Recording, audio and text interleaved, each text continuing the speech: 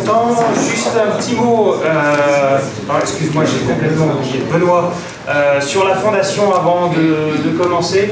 Et puis on fera un petit mot Azalut pour terminer avec un petit mot champagne avec les cacahuètes qui vont bien quand Manu aura bien aussi. Merci. Donc bonjour à tous, je m'appelle Benoît Redette. Je viens d'avoir mon diplôme aujourd'hui d'ailleurs, pour la petite histoire.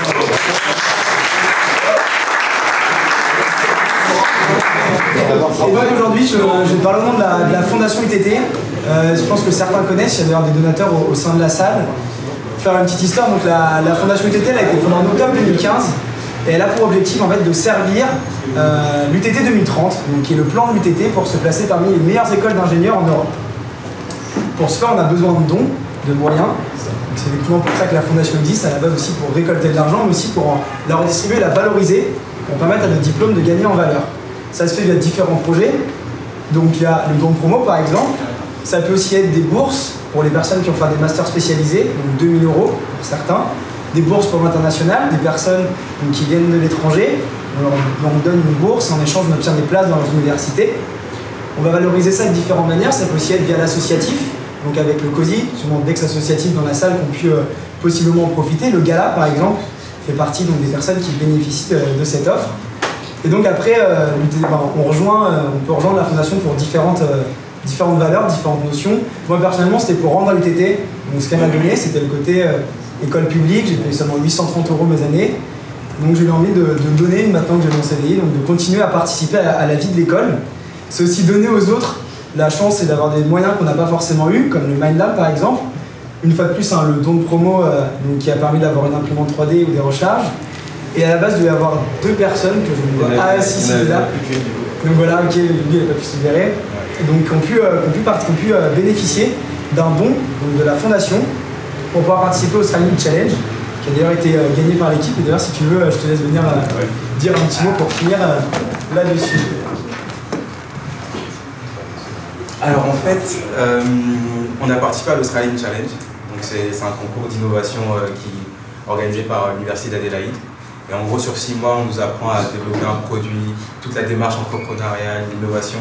Et donc, en fait, on s'est inscrit à l'Australian Challenge et du coup, on a développé notre produit qui s'appelle Neuron, qui est en fait un complément alimentaire pour augmenter la concentration et booster donc la productivité. Et en fait, on a gagné ce concours en mai. On a gagné ce concours et ce qu'on a gagné, en fait, c'est un peu d'argent. Et 1 an d'incubation en Australie pour pousser le projet, pour développer le projet, pour devenir millionnaire, pourquoi pas. Et en fait, pourquoi je vous parle de ça? C'est parce qu'en fait, c'est un gros concours international et du coup, les frais d'inscription sont aussi assez élevés. Et donc, nous, en tant qu'étudiants, on avait beaucoup d'idées, on avait envie de participer, on n'avait pas ces fonds. Et donc, on s'est tourné vers la fondation qui nous a gracieusement et généreusement payé tout le concours. Et donc nous en gagnant, on s'est dit, vu qu'on a gagné un peu d'argent, on a voulu aussi rendre, comme tu disais, un peu à l'UTT ce qu'elle nous avait donné à la fondation. Donc on a reversé une partie de nos gains pour éventuellement financer l'inscription d'autres étudiants à ce concours qui est chaque année. Et je pense que c'est bénéfique pour tout le monde parce que ça nous permet de valoriser notre diplôme aussi. Ça ça donne l'occasion aux étudiants de faire des choses intéressantes, de grandes choses pourquoi pas.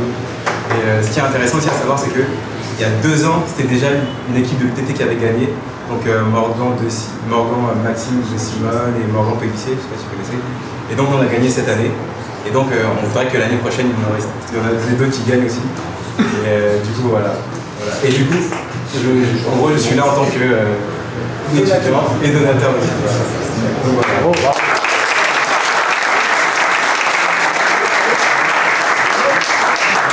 Et donc si vous avez besoin de plus d'informations, vous pouvez venir me voir à la suite donc, de cette présentation ou contacter Aline de Salines, vous avez sûrement tous déjà pris entendu parler. Je suis quelqu'un, concours de jeu 21. Bien, bonsoir à toutes et à tous. Merci déjà d'être aussi nombreux. Ça me fait très plaisir de vous voir, ça fait même très plaisir de vous revoir. Tout à l'heure, je disais que ça me fait d'autant plus plaisir parce que je vois que je ne suis pas le seul à vieillir. Commencer à apprendre un peu quand même. Et justement, puisque vous vieillissez, c'est que les notions de jeu 21 que vous avez vues il n'y a pas très longtemps, ou plus longtemps pour certains, il faut les remettre à jour. Et il faut les remettre plus particulièrement à jour, on en a discuté avec Julien, avec quelque chose qui va, à mon avis, complètement changer la donne en matière de droit du travail. Vous l'avez peut-être vu dans le titre de cette conférence, j'ai dit la loi Macron qui révolutionne le travail. Alors qu'on se mette bien tout de suite d'accord, révolutionner, ça ne veut pas obligatoirement dire que c'est bien. Ça ne veut pas non plus dire que c'est pas bien. Tout le monde en parle, tout le monde va avoir son avis sur la loi Macron, mais en réalité, quand on fouille un petit peu, il y a une telle technicité qu'on se rend compte que personne ne sait vraiment de quoi il parle. Ce que je vous propose ce soir, c'est faire une sorte de mise à jour de vos connaissances au regard de cette nouvelle loi, parce qu'il y a une chose qui est sûre, c'est que la relation employeur-salarié va complètement changer après cette loi Macron. Donc je me propose ce soir de vous expliquer les quelques aspects techniques. Ça fera un petit peu appel à votre mémoire, alors peut-être qu'il y a des choses qui se sont effacées, on reviendra dessus, c'est pas un souci. Mais en tout cas, vous allez pouvoir avoir votre avis. D'entrée, on ne va pas faire de politique, hein. Vous savez, de toute façon, dire c'est bien ou c'est pas bien, de toute façon, c'est trop tard. Maintenant, il va falloir l'appliquer, qu'est-ce qu'il va en être et quels effets ça peut avoir sur votre future carrière. C'est d'autant plus intéressant de le faire dans votre situation, puisque j'ai vu certains d'entre vous qui sont sortis en 2010-2011, on est dans une période de renégociation en fin de compte de son contrat, souvent, ou pourquoi pas de départ. Les plus jeunes d'entre vous ont peut-être aussi, en tout cas ceux qui ont moins d'ancienneté, une volonté à un moment de partir de leur boîte. On va partir dans quelles conditions ? Et justement, puisque la relation employeur-salarié est complètement en train de changer, on va voir que la situation de négociation que j'avais pu vous décrire en GE21, souvenez-vous, hein, le droit du travail est un droit protecteur, il a bien entendu pour objectif de protéger le salarié, ce qui fait que par des aspects purement techniques et juridiques, on est plutôt dans une situation qui donne un certain avantage aux salariés. Vous allez voir qu'il y a un rééquilibrage et que ce rééquilibrage va changer complètement la donne sur les négociations que vous pouvez avoir avec vos employeurs lorsque vous voulez les quitter, soit parce que vous avez trouvé autre chose, soit parce que ça se passe mal, voire même des fois parce que c'est eux qui ont décidé que vous alliez les quitter plus rapidement que prévu et qu'ils ont mis vos affaires dans un carton. Donc, dans un premier temps, et on verra si on a un peu plus de temps, on va aborder ce qu'on a appelé le plafonnement des indemnités prud'homales. Alors, je vais vous parler licenciement. Ça vous paraît peut-être un petit peu lointain, vous n'avez peut-être pas tous encore été licenciés. En tout cas, c'est peut-être un truc que vous ne connaissez pas, c'est pas votre quotidien. Mais vous allez voir qu'à travers cette histoire de licenciement, en réalité, c'est l'ensemble du contrat de travail et son déroulement qui risque d'être chamboulé. Pourquoi ? Tout simplement parce que ce rééquilibrage de situation, et à ce propos, je parle à vous en tant que salarié, mais je sais aussi qu'il y a certains parmi vous qui sont employeurs, vous savez, les méchants employeurs qui, depuis des années, sont écrasés par le droit du travail. Eux aussi vont pouvoir tirer quelques conclusions de ces quelques précisions sur le plafonnement des indemnités prud'homales. Reprenons les choses au début. Pour bien comprendre l'évolution, il faut savoir ce qui se faisait avant. Ce qui se faisait avant, c'est que lorsque votre employeur vous licenciez, et ce sans cause réelle et sérieuse, alors ce terme qui est assez précis normalement, il doit normalement appeler à votre esprit, je dirais, une sorte de raison juste. Hein. Vous savez qu'on peut licencier les gens en France, et si on a une bonne raison. Il se trouve que la réalité des choses faisait, allez, soyons clairs, que les employeurs avaient vis-à-vis de cette décision de justice qui va à un moment dire tu as bien fait de licencier ou tu n'avais pas le droit de licencier, il est vrai que les employeurs avaient un petit peu de crainte.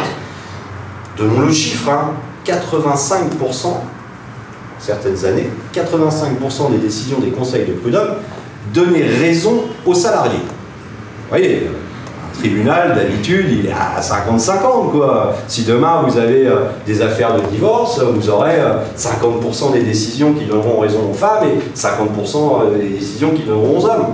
Alors même, voilà, avec le mariage gay, ça va changer un petit peu, mais bref. On a d'habitude un équilibrage entre les parties, là, un déséquilibre complet. Et il faut bien comprendre que c'était une demande des employeurs de rééquilibrer la relation. Cette demande, elle a été écoutée par Emmanuel Macron et peut-être dans une idée économique générale. Alors, quand je dis économique générale, c'est de la macroéconomie, voire même de la macron-économie. L'idée, c'est, en fin de compte, en libéralisant, le terme est peut-être pas bien choisi, mais c'est un peu ce qui se passe, en libéralisant le licenciement, on va créer un appel d'air puisque les entreprises n'auront plus peur d'embaucher, on combattra le chômage parce que licencier sera très simple. Et puisque licencier sera très simple, on pourra mettre des gens dehors qui vont créer une émulsion en fin de compte et ce qui va résorber le chômage. C'est l'idée de départ. Maintenant, cette idée, elle n'a jamais été prouvée. Hein. Est-ce que le fait de licencier plus facilement les gens fait qu'on a moins de chômage dans un pays? C'est très théorique. Mais bon, on va essayer. L'idée, donc, elle était de passer par ce plafonnement des indemnités prud'homales. Parce que si en plus les employeurs se prenaient une raclée de façon plutôt habituelle devant les conseils de prud'hommes, il y avait une sorte de grand loto qui faisait que le jour où le salarié attaquait son employeur devant le conseil de prud'hommes, eh ben, on ne savait pas trop ce qui se passait. On ne savait pas trop ce qui se passait parce que, suivant l'endroit où vous étiez, si vous êtes, par exemple, à Reims, ville assez riche, avec un tissu industriel de cadres, enfin un tissu industriel important et une population plutôt de cadres. Si vous êtes à Paris, avec des salaires supérieurs à ce qu'on voit en province, eh bien, il y avait des pratiques qui étaient que si vous preniez le même litige, vous le mettez à Paris, devant le Conseil des prud'hommes, ou vous le mettez devant le Conseil des prud'hommes de Troyes, où là, nous, on est un petit peu moins, comment dire, sans être civilisé, c'est peut-être un petit peu moins à l'aise, on va dire, un petit peu moins à l'aise. Vous aviez certaines fois sur le même litige, avec des gens qui sont exactement dans la même situation, une différence qui allait du simple au double. Tu gagnais 20 000 balles à Troyes, tu en gagnais 40 000 à Paris. Et il est vrai que c'est créé une certaine injustice.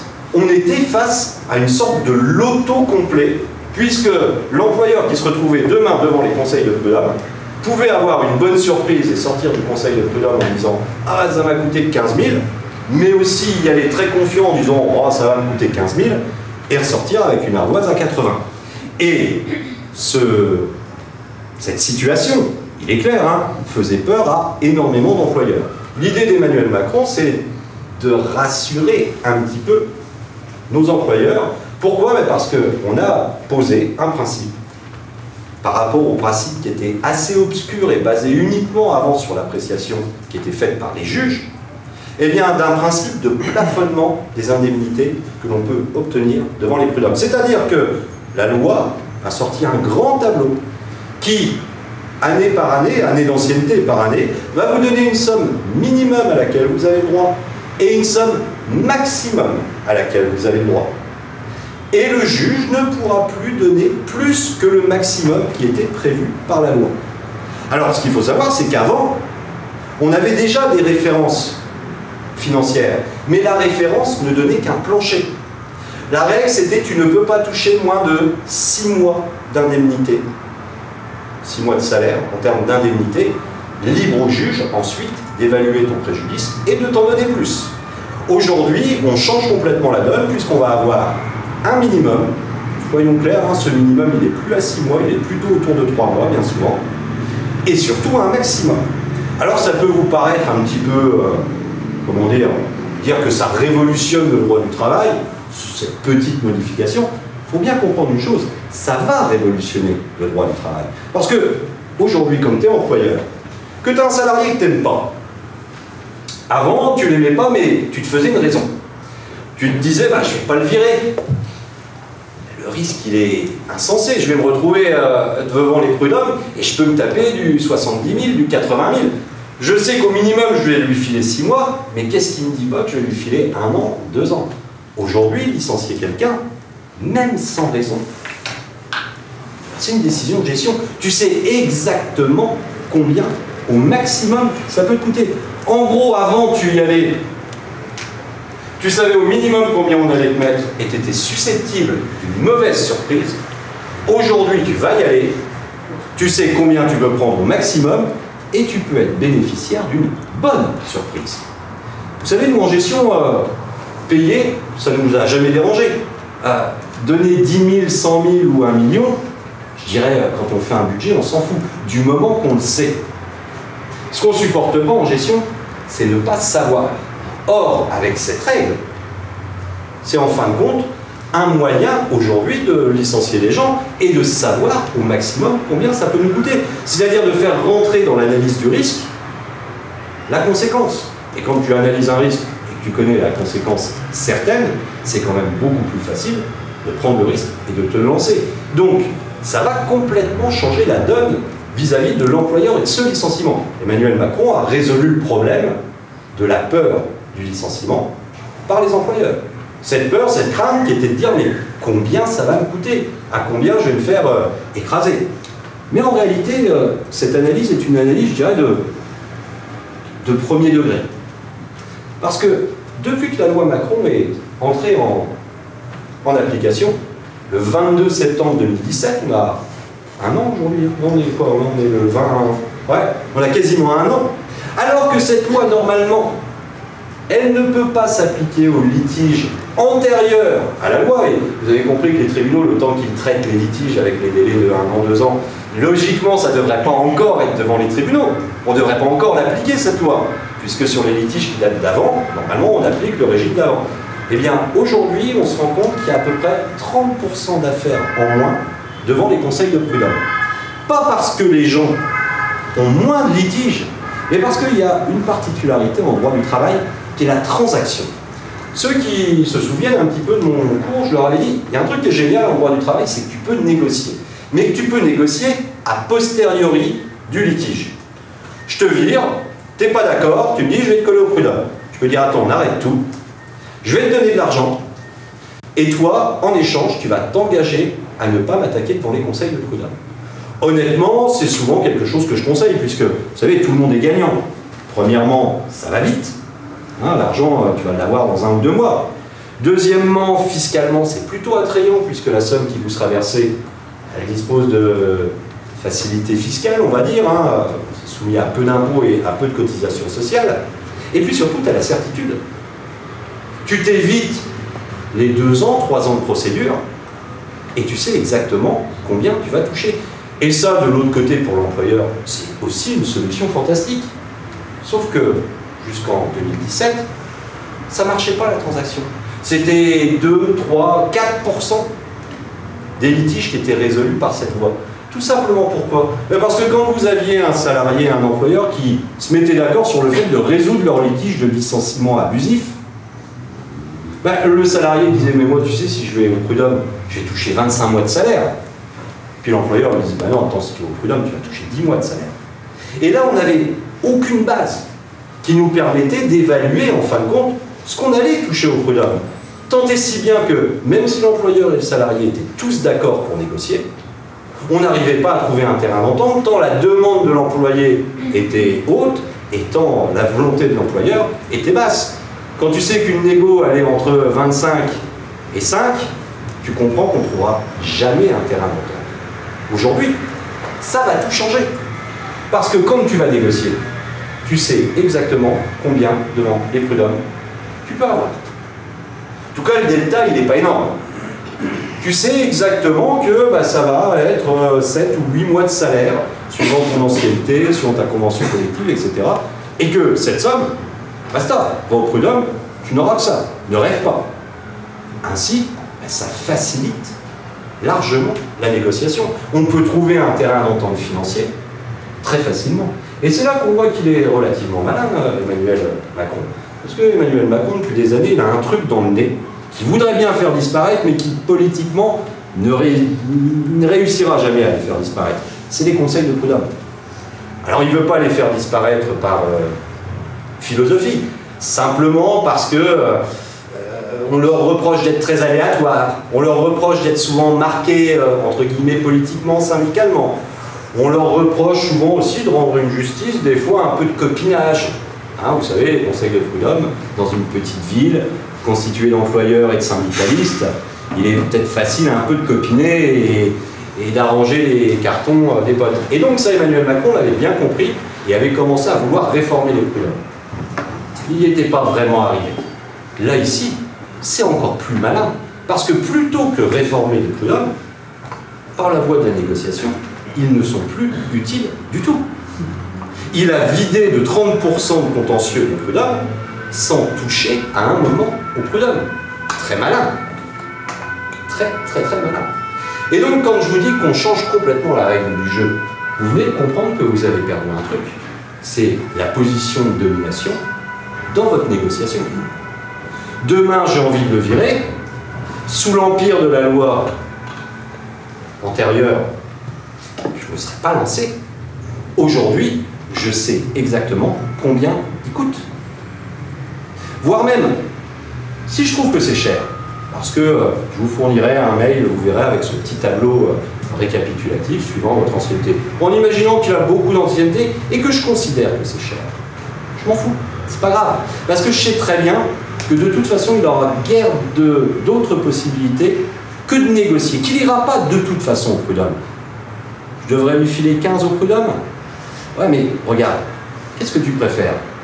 15 dans 2 ans, voire même pourquoi pas 4 ans si je fais appel? Peut-être, ou alors 7 sur tout de suite. Moi, si vous me posez la question, entre 15 peut-être dans 4 ans et 7 sur tout de suite, je prendrai toujours le 7 sur tout de suite. Et donc, soyons clairs, le pouvoir de domination que vous aviez dans la négociation avant, vous l'avez perdu. Vous l'avez perdu parce que maintenant, vous avez un prix déterminé. Avant, vous aviez un prix non déterminé. Et dans le non déterminé, il y avait notamment très cher. Aujourd'hui, ça peut encore être très cher, mais je le sais. Et donc, à moi de prendre la décision de négociation avec toi pour pouvoir nous libérer. Et soyons clairs, hein, si on a déjà viré 30% des affaires au prud'homme, alors que la loi n'est même pas encore applicable, vous avez compris que les parties, elles ont un petit peu devancé la chose en se disant, de toute façon, si on saisit les prud'hommes maintenant, le temps que ce soit jugé, la loi, elle sera applicable, autant tout de suite mettre en place le nouveau système de la loi. On peut prendre le pari que si on se revoit l'année prochaine, on sera à 40% d'affaires en moins, et qu'aujourd'hui, on va créer une sorte d'habitude de négociation entre employeurs et salariés. Je ne vous dis pas que ça ne va rien coûter à l'employeur, je vous dis que ça va lui coûter moins, mais maintenant il va savoir exactement combien ça va lui coûter. Est-ce que vous avez des questions là-dessus? Vous allez voir qu'il y a d'autres réformes qui, là encore, peuvent vous choquer un petit peu. Est-ce que vous avez des réactions? Oui, on nous a... Les ruptures conventionnelles, ça rend dans quel cas? Alors là, on n'est pas du tout dans la rupture conventionnelle. Tu vas voir que la rupture conventionnelle, c'est une modalité alternative. C'est pour éviter. Soyons clairs, hein, le licenciement avait déjà perdu un petit peu de son attrait depuis 2008, où la rupture conventionnelle a été mise en place. La rupture conventionnelle, c'est on est d'accord pour mettre fin au contrat de travail. Le licenciement, c'est tu dégages. Sauf que le tu dégages, il n'est pas toujours justifié par une vraie raison. Et c'est là, à ce moment-là, que le Conseil des prud'hommes va intervenir pour donner des indemnités. Mais on en discutera de la rupture conventionnelle. Ouais. On a parlé des indemnités, de cette loi qui limite les indemnités du coup, mais est-ce que le Conseil des prud'hommes est toujours limité qu'aux indemnités? Est-ce qu'il ne peut pas prendre une décision de justice autre, du type un licenciement abusif, obliger l'employeur à récupérer l'employé? C'est là que je vais rentrer dans le détail, parce que pour l'instant, je vous ai donné le grand principe, mais il va falloir rentrer dans le détail de la décomposition des indemnités prud'homales. Je pense que ça va peut-être cacher.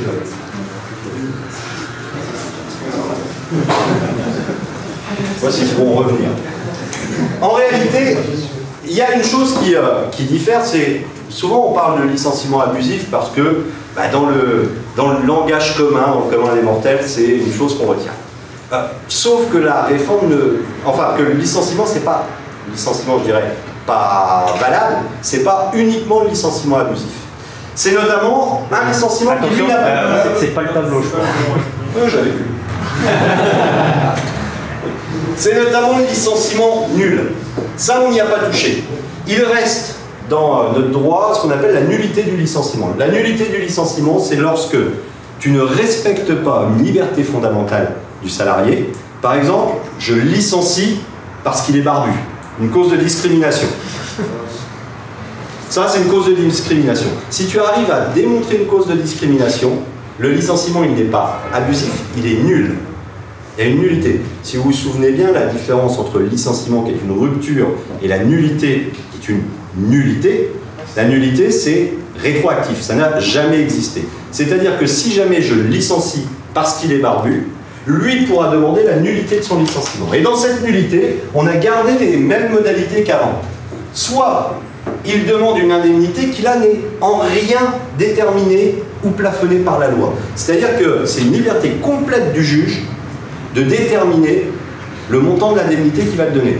Et là, je peux vous dire, que tu vas pleurer, hein, c'est les plus fortes indemnités qu'on peut obtenir lorsqu'on démontre la nullité. Pourquoi? Parce qu'on constitue tout ça de ce qu'on appelle une vexation. T'as honte d'avoir été licencié parce que tu étais barbeux, tu m'en veux. Ça a créé un préjudice moral et puis tu as perdu ton job. Voilà. C'est même le seul cas, la nullité du licenciement, où tu peux demander la réintégration dans l'entreprise. Là, tu peux être réintégré. Tu dis, moi, je veux revenir.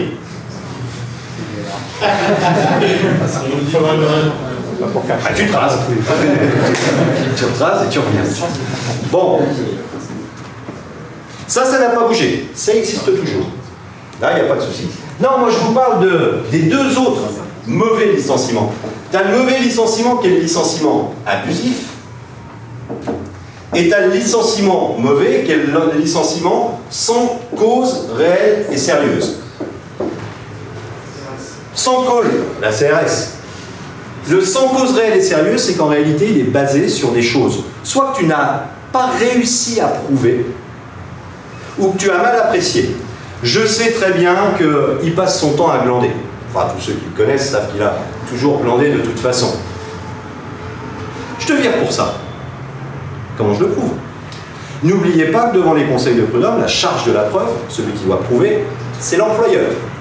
Comment je fais pour prouver que tu glandes rien? Vous imaginez la difficulté? Déjà, prouver que tu fais quelque chose, c'est pas simple, mais prouver que tu fais rien.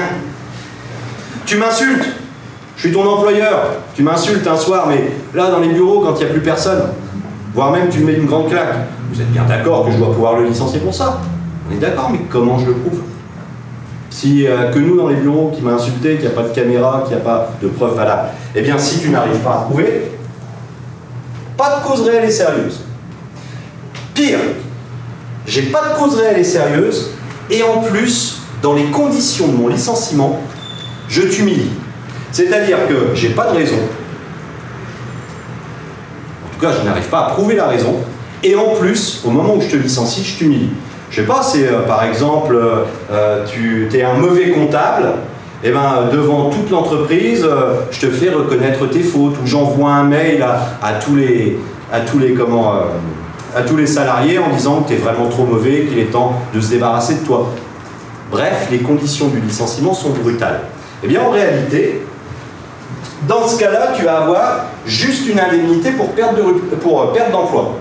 C'était les 6 mois minimum avant, et c'est maintenant les indemnités plafonnées dont je vous ai parlé. Tout le monde me suit.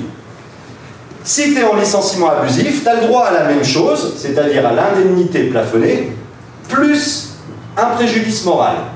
Alors, vous comprenez la difficulté d'évaluer le prix d'un préjudice moral.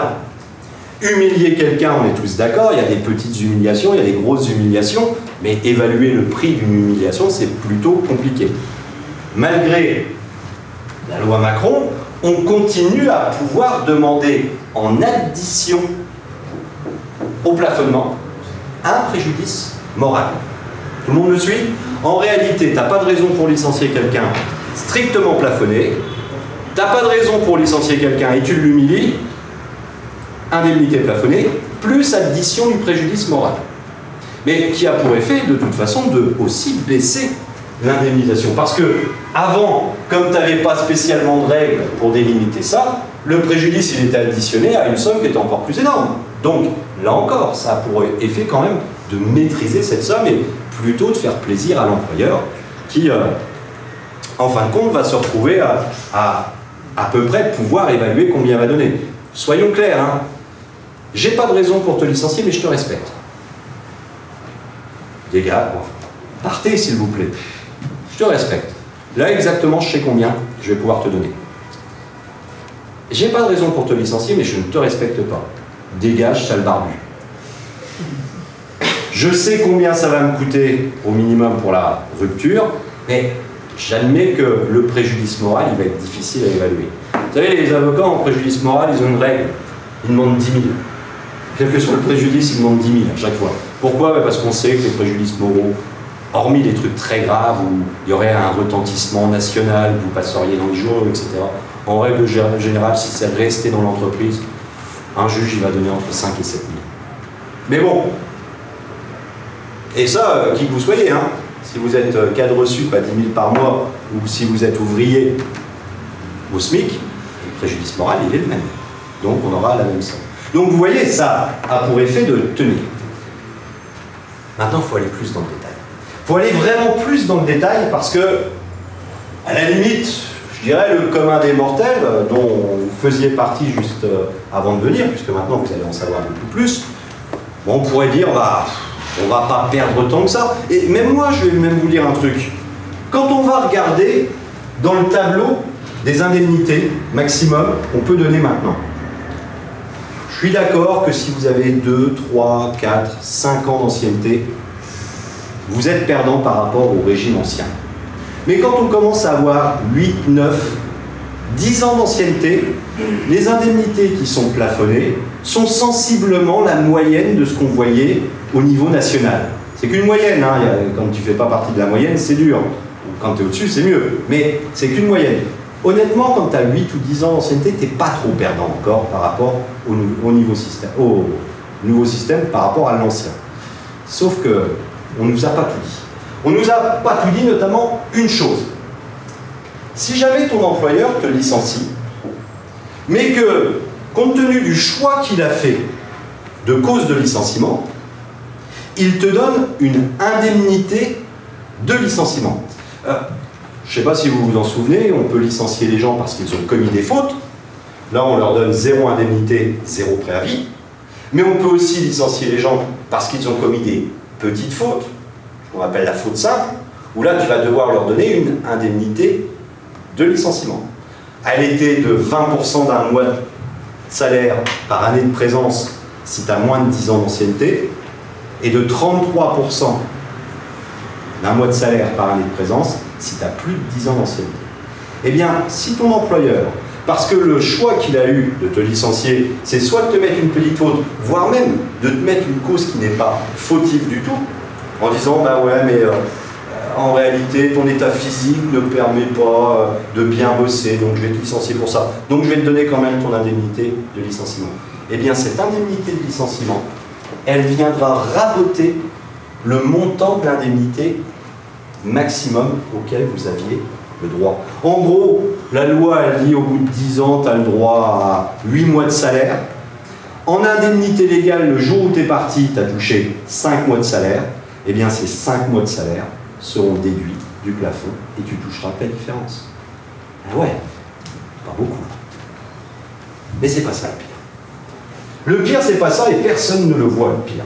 Et le truc le plus inquiétant pour moi, on va en discuter. Ouais, tu dis ? Ça a vocation à diminuer la proportion de la personne à attaquer au prud'homme. Bien entendu. Bah, si déjà tu as touché 5 mois et que tu dis je vais aller au prud'homme pour aller 3, je vais pas y aller. Voire même, tu vas dire bon bah écoute, je vais négocier. Je partirai au moins avec 1,5 en plus.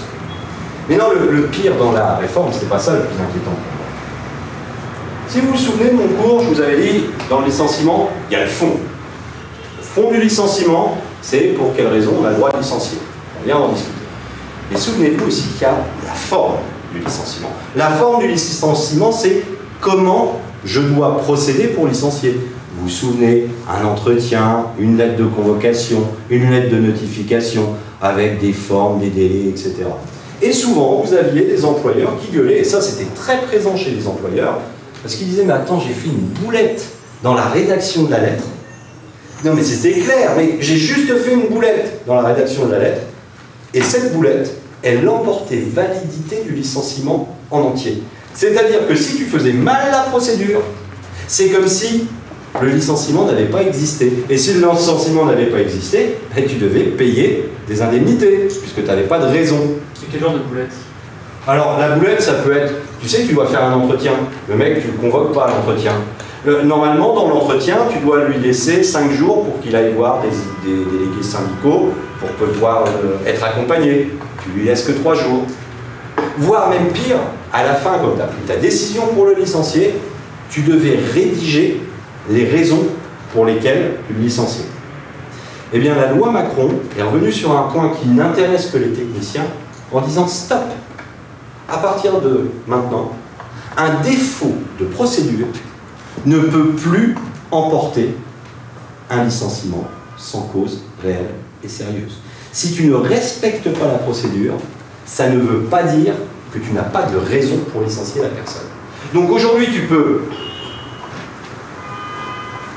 avoir une raison, te planter dans la procédure. La sanction, c'est de ne pas remettre en cause le licenciement.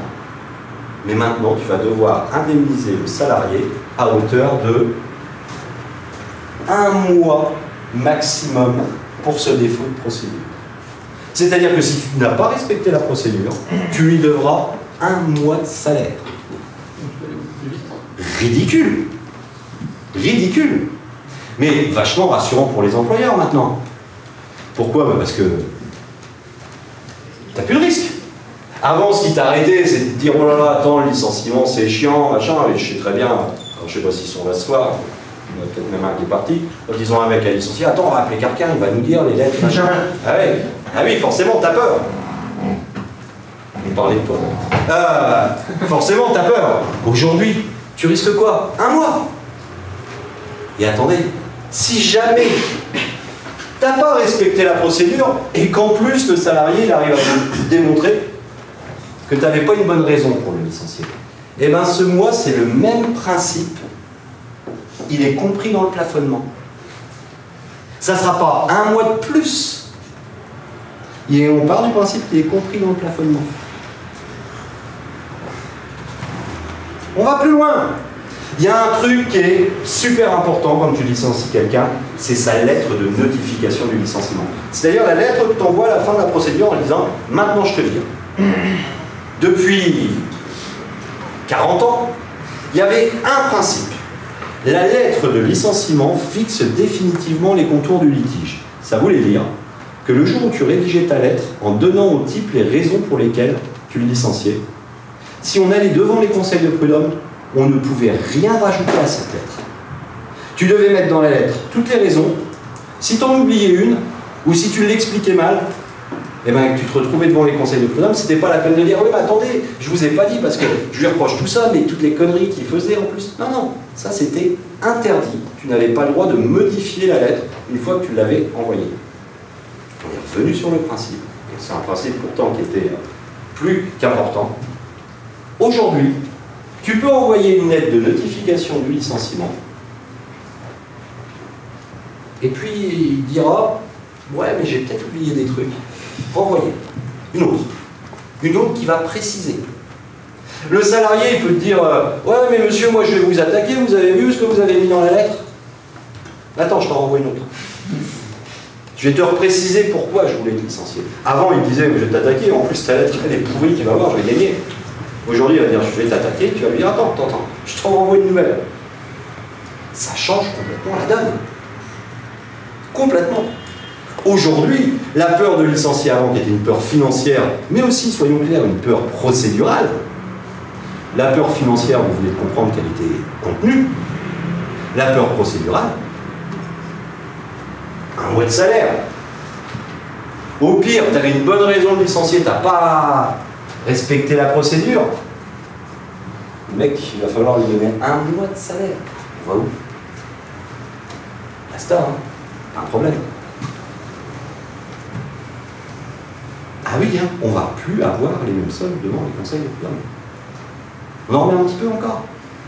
On en remet encore un petit peu. Autre réforme de la loi Macron. Avant, tu étais licencié. Tu avais 2 ans pour contester ton licenciement. Et ça, les employeurs, ils n'aimaient pas. Pour 2 raisons. Premièrement, parce que tu avais une épée de Damoclès pendant 2 ans au-dessus de la tête. Et surtout, le jour où tu revendais ta boîte, imagine, je revends ma boîte à monsieur. J'ai des salariés. Le jour où je revends ma boîte, il rachète aussi mes salariés. Mais il rachète aussi tout mon contentieux.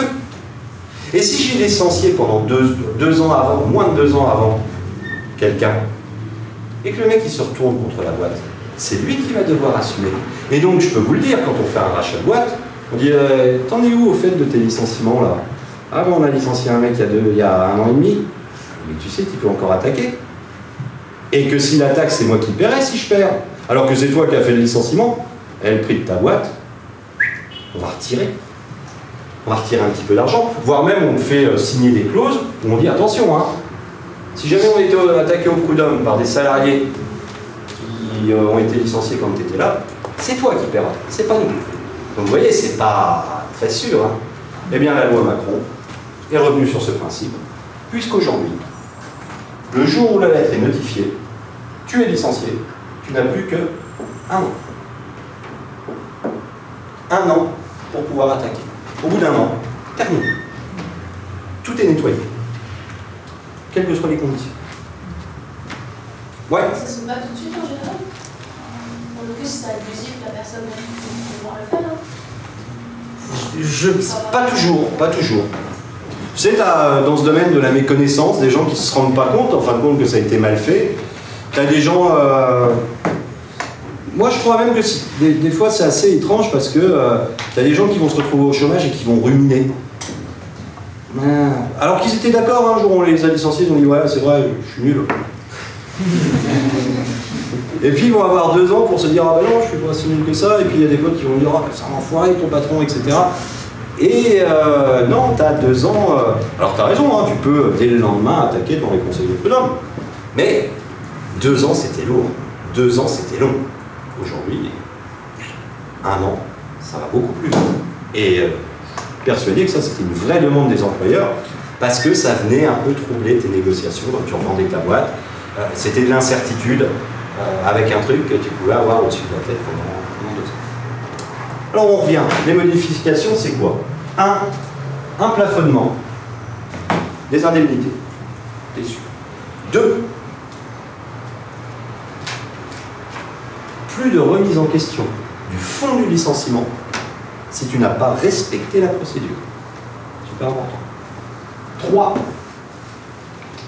plus de délai de prescription de 2 ans, mais réduction du délai de prescription à 1 an. Rapide. Ben, vous venez de comprendre que vous aviez perdu un vrai pouvoir de négociation. Vous ne faites plus peur, comme vous pouviez faire peur avant. Et comme vous ne faites plus peur, ben maintenant on va pouvoir discuter. Je ne vous dis pas que c'est une mauvaise chose, hein. Maintenant je vais vous laisser vous réfléchir là-dessus. Mais moi par contre je suis persuadé que ça va changer complètement la donne. Alors peut-être qu'aujourd'hui on aura moins peur d'embaucher, même si, je sais pas, on peut demander à Julien. Et, Julien, si demain tu as un super marché qui s'ouvre à toi, est-ce que tu crois que tu vas te dire ah ouais, c'est vachement risqué d'embaucher quelqu'un parce que un jour il faudra peut-être le licencier? Je suis pas sûr que les chefs d'entreprise y réfléchissaient comme ça. T'as un supermarché, il faut le faire, tu prends des mecs, quoi, tu verras après, basta. Ben bon, maintenant, ils n'ont même plus à se poser la question, ils n'ont aucune raison de se dire ah, j'ai peur d'embaucher des gens. Puisque le licenciement, aujourd'hui, il va se résoudre par le biais simplement de l'argent. On négociera. Et on a tout intérêt à négocier. Et cette négociation sera d'autant plus facile qu'on trouvera facilement un terrain d'entente. Parce que le nerf de la guerre, ce qui avant posait une vraie difficulté, ne posera plus de difficulté. On arrivera à déterminer un point commun de rencontre de la somme que veut le salarié et que l'employeur veut bien donner, puisqu'on sait au prud'homme combien on aura. Si l'employeur il va au prud'homme du temps, de l'incertitude, des frais d'avocat. Si le salarié il va au prud'homme du temps, de l'incertitude, des frais d'avocat, pourquoi on ira au prud'homme? Pour de toute façon avoir une décision dont on connaît déjà le contenu tout de suite. Négocions. Qu'est-ce qui se passe dans le cas de suppression des postes, des projets qui échouent ou dans une entreprise, une entité entière qui n'existe plus? Est-ce que les employés vont toucher le plafonnement maximum dans ce cas-là? Parce qu'il n'y a pas de raison, c'est juste que le projet ne marche pas. Alors, très bonne question. Parce que ça va nous permettre d'aller vers un autre point. Parce que là, moi, pour l'instant, je vous ai parlé du licenciement qui était un licenciement disciplinaire, où on ne s'entend plus, on veut partir, etc. Ou du licenciement pour une raison qui vous est personnelle. Mais il arrive dans certaines entreprises que, pour des raisons purement économiques, comme tu dis, un projet qui échoue, on avait tiens, un superbe marché, mais en réalité, notre client il s'est cassé la gueule, j'ai embauché des gens, qu'est-ce que j'en fais maintenant, etc. Et c'était un vrai problème en France, hein, soyons clairs. Et là, c'est la deuxième partie, la loi Macron, elle est venue essayer d'assouplir les choses. Pourquoi? Premier point, ce qu'il faut comprendre, c'est qu'en France, lorsque tu es dans une situation comme celle que tu décris, tu es dans la merde. Tu es dans la merde pour une raison relativement simple, c'est le formalisme de tout ça. En France, le licenciement économique, s'il touche moins de 10 personnes sur un mois, c'est-à-dire si tu as moins de 10 personnes à licencier sur un mois, ça va. En termes de procédure, c'est relativement simple. Mais dès que tu arrives à plus de 10 personnes, et souvent dans les licenciements économiques, on est à plus de 10 personnes, ben là c'est la croix et la bannière. Pourquoi c'est la croix et la bannière? Parce que même si les juges sont très cool sur le motif économique, et vont pas trop te dire « mais si, tu pourrais garder les mecs », ils vont dire bah, « si tu estimes que tu n'as plus de sous ou qu'il n'y a plus d'opportunité à les garder, mets-les dehors ». Par contre, la procédure t'oblige à faire ce qu'on appelle un plan de sauvegarde pour l'emploi, un PSE. Et là, soyons clairs, hein, c'est là que les ennuis commencent. Pourquoi? Parce que c'est hyper formaliste. Et surtout, c'est très mal défini par la loi. La loi, en gros, c'est vraiment, je dirais, pour vous faire un résumé grossier, la loi, elle te dit, eh bien écoute, dans le cadre d'un plan de sauvegarde pour l'emploi, tu as le droit de licencier tous les gens que tu veux, mais tu dois faire tout ce que tu peux pour que ce soit pas trop dur. En gros, la loi, elle dit ça. C'est-à-dire que tu dois faire un plan de sauvegarde pour l'emploi, pour que les choses ne soient pas trop dures. Chercher à les reclasser, chercher à les former, chercher à les mettre à la retraite, etc., etc. Sauf que, honnêtement, quand une loi, elle te dit ça, tu sais très bien que les gens en face, ils vont t'attaquer toujours en disant « Mais vous n'avez pas fait le plus que vous pouviez faire, monsieur ». Et honnêtement, demain, les plans de sauvegarde pour l'emploi, ils sont, en règle générale, très facilement attaqués. Et les salariés gagnent souvent. Et vous imaginez, la boîte, ça lui coûte déjà un bras à licencier les gens, parce qu'elle va payer des indemnités de licenciement. Mais en plus, elle est attaquée derrière, et on fait tomber le PSE, ce qui a pour effet de virer tous les licenciements. Donc de faire des licenciements sur cause réelle et sérieuse. Donc il va falloir remettre de l'argent. Moi je peux vous dire, pour l'avoir vu quelques fois à Troyes, vous avez des boîtes qui ont fait un plan de licenciement, il n'a pas été bien fait, ils se sont fait attaquer au prud'homme. Les salariés ils ont dit non, on n'est pas d'accord sur le PSE, vous n'avez pas fait tout ce que vous pouviez faire pour qu'on ne soit pas dans la merde, gagner devant les conseils de prud'homme, et que l'indemnité soit tellement énorme que la boîte qui était déjà en difficulté n'ait même pas les moyens de la payer, et on coule toute la boîte, et tout le monde se retrouve par terre. On était souvent dans cette situation. Réponse d'Emmanuel Macron. Oui, mais tu voulais rajouter quelque chose? C'est un ex en fait. Comment la France se trouve par rapport aux autres pays européens? Des bonnes économies, disons, par exemple de l'Allemagne. Est-ce que c'est plus facile là-bas qu'ici? Ouais, c'est plus facile. Et c'est pour ça que ça marche, j'imagine. Mieux? Je dirais c'est plus cher mais plus facile. D'accord. Dans le sens où, si tu veux, l'Allemagne par exemple, ils sont un peu dans le même principe que les premiers trucs que je t'ai expliqués sur les lois Macron. C'est-à-dire qu'ils vont fixer des indemnités minimum, mais assez élevées, en disant, par contre, leurs plans sont quasiment inattaquables. Mais par contre, ils vont donner plus. Et tu vas voir, c'est un peu ce qui va se passer. Pourquoi? Parce qu'Emmanuel Macron, quand il est arrivé, il a commencé par faire une chose. L'indemnité légale de licenciement, dont je vous ai parlé tout à l'heure, celle qu'il a augmentée.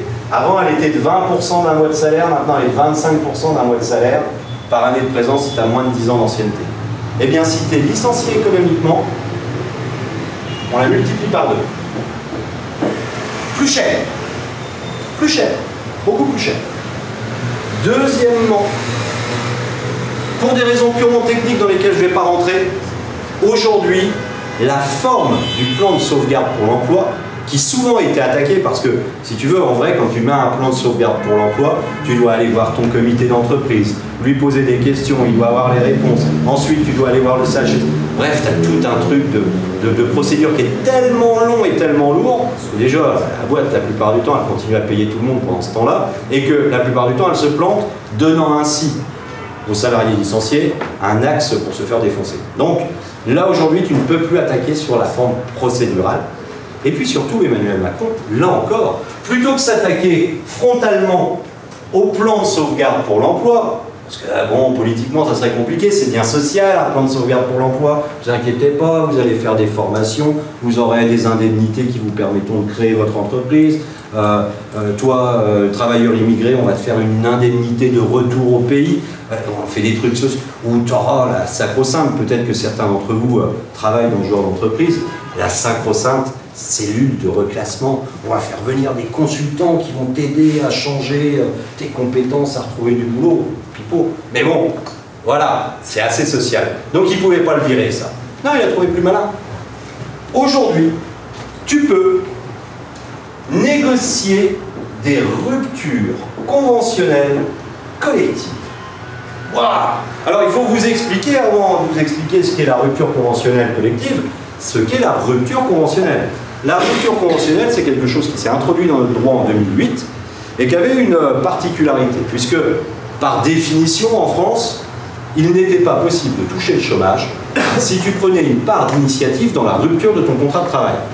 En gros, si on arrivait à prouver que tu étais allé voir ton employeur et lui dire « Allez, vas-y, vire-moi, comme ça je toucherai le chômage », ça te privait du chômage. Nicolas Sarkozy, en 2008, a dit « Non, on va faire autrement. Maintenant, tu vas pouvoir aller quasiment volontairement au chômage par le biais d'une rupture conventionnelle. » Et cette rupture conventionnelle, c'est un accord entre l'employeur et le salarié, où on se met d'accord sur les modalités de rupture du contrat, avec une indemnité minimum qui ne peut pas être inférieure à celle que tu aurais touchée par le biais de ton indemnité légale, mais par contre qui est beaucoup plus rapide, beaucoup plus sécurisée, puisque ce n'est pas un licenciement, c'est une rupture conventionnelle, une sécurisation juridique infaillible quasiment, et où tu peux partir volontairement, mais tu as le droit au chômage. Eh bien, Emmanuel Macron a donné la possibilité à faire ça, mais d'une façon collective. Je dois licencier 40 salariés. Je vais faire un plan de sauvegarde pour l'emploi, hein. Je ne peux pas faire autrement. Plus de 10 sur 30 jours consécutifs, il faut que je fasse un plan de sauvegarde pour l'emploi. Bref, c'est la merde. J'en trouve 30 à qui je dis, tu sais, dans le plan de sauvegarde pour l'emploi, tu auras une indemnité de 5 000. Mais si tu prends la rupture conventionnelle collective, tu auras une indemnité de 10 000. Ça change quoi pour moi? Rien, tu as juste plus de sous. Ah bon? Ben, j'ai le droit au chômage? Tout à fait le droit au chômage. Si tu trouves 31 gugus qui sont partants pour faire ça, ben t'en licencies plus que 9, parce que t'en as 31 qui partent plus vite en rupture conventionnelle, sans avoir à faire un plan de sauvegarde pour l'emploi. La rupture conventionnelle collective est un moyen d'éviter de contourner le plan de sauvegarde pour l'emploi, sans avoir besoin de le réformer. C'est simplement que tu n'es plus dans le cadre de son application. Tout le monde comprend ce que je veux dire? Et ça, je peux vous dire que ça va faire mal. Parce que, honnêtement, moi je suis employeur, je fais le calcul, je sais que dans mon PSE qui va durer, attention, il faut le négocier, il faut discuter, ça revient, j'ai le comité d'entreprise, les délégués syndicaux qui me cassent les pieds, machin, ça va durer 6 mois. Donc déjà, pendant 6 mois, je licencie personne, hein, tant que c'est pas décidé. Donc je les paye, les mecs. Et puis à la fin, je sais que le mec, bah voilà, il va partir avec une indemnité de 10 mois de salaire. Ouais, j'ai perdu 6 mois, je vais lui donner 10 mois de salaire. Ben, je peux te dire que je préfère lui donner 12 mois tout de suite et qu'il dégage tout de suite. Financièrement, je vais faire une économie et surtout, en termes de risque, zéro. La rupture conventionnelle, vas-y, va l'attaquer devant les tribunaux, tu vas t'amuser. Je ne vais pas vous dire que c'est inattaquable, c'est pas loin d'être. Un licenciement, c'est toujours attaquable. Avec un bon avocat, tu arriveras à trouver une faille. Une rupture conventionnelle, jette-toi des bras parce que ça va être compliqué de prouver que cette rupture conventionnelle, elle a été mal faite, ou on t'a forcé à la signer, ou on t'a tapé sur la tête pour que tu l'acceptes. C'est les seuls moyens, il faut prouver des vices du consentement. Infaisable. Si, il faut que tu prouves, c'est l'erreur. Ah, mais en fin de compte, j'ai signé une rupture conventionnelle, moi je croyais que c'était une adhésion à la cantine. Ça, c'est une erreur. Une violence. Ah, mais j'ai signé parce que mon employeur, il me tapait sur la tête. Ouais, ça n'arrive pas. Ou un dol. En gros, c'est une escroquerie. Ah, mon employeur, il m'a escroqué, mais je ne me suis pas rendu compte que je signais une rupture conventionnelle. Ouais, bah non, arrête-toi. Donc, en réalité, c'est pas attaquable. Sauf que, par le biais de la rupture conventionnelle collective, yes, tu fais plus plan de sauvegarde pour l'emploi. Ça facilite. Et pour revenir à la question qui était la question de départ, honnêtement, la loi Macron, alors vous allez voir, elle touche une multitude de domaines. Hein. Mais là encore, tout le, je ne sais pas si on peut dire le génie, d'Emmanuel Macron, c'est de ne jamais rentrer dans les problèmes d'une façon frontale, parce que la façon frontale, ça aurait été de dire on va réformer le plan de sauvegarde pour l'emploi, sauf que politiquement, ça ne sera accepté par personne. Si tu commences à dire oh, faut arrêter de reclasser les salariés, faut arrêter de les former, faut arrêter de les mettre en retraite, personne n'acceptera ça. Alors que si tu fais une rupture conventionnelle qui permet à l'employeur de ne plus avoir cette obligation, en fin de compte, tu as gagné du temps, tu as gagné beaucoup d'énergie dans le combat. C'est passé comme une lettre à la poste. Est-ce que vous avez des questions là-dessus? Il y a une question. Hein. Ouais, mais lui... Les plans de départ volontaire. Ouais. Ça se casse où? Écoute, un plan de départ volontaire, c'est une bonne question. Le plan de départ volontaire, avant, c'était une modalité que tu mettais dans le PSE. Tout simplement parce que quand tu faisais un PSE, un plan de sauvegarde pour l'emploi, tu devais déterminer, parce que tu comprends, si je vous licencie, là je sais pas, vous êtes 40 ce soir, si je vous licencie tous les 40, mais que je veux en garder 20, il va falloir en choisir 20. Et donc, avant, ce que tu disais, bon, bah, c'est les 20 là qui se cassent pour des raisons sociales, de diplôme, etc. Et le plan de départ volontaire, c'était de dire, est-ce qu'il y en a dans les 20 qui doivent rester, qui sont d'accord pour prendre la place d'un ici? Donc, tu vois, c'était dans le plan de sauvegarde pour l'emploi. Mais soyons clairs, ça n'existera plus. Avec les mecs qui veulent partir, tu signeras une rupture conventionnelle collective. J'ai oublié de vous dire un truc, parce qu'on n'en a pas beaucoup parlé pour l'instant. Les syndicats doivent être d'accord sur la rupture conventionnelle collective. Par contre, tu vas me trouver un syndicat qui dira à des mecs qui veulent partir, qui sans doute vont partir avec plutôt une bonne indemnité, ah non, non, les mecs, on n'est pas d'accord que vous partiez, vous. Hein. D'autant plus que ceux qui partent en rupture conventionnelle, ben, ils laissent la place aux autres. Et donc, les syndicats, soyons clairs, hein, ils vont être d'accord, parce que normalement, le syndicat dans l'entreprise doit être d'accord sur la rupture conventionnelle collective. Ça répond à ta question? Ouais.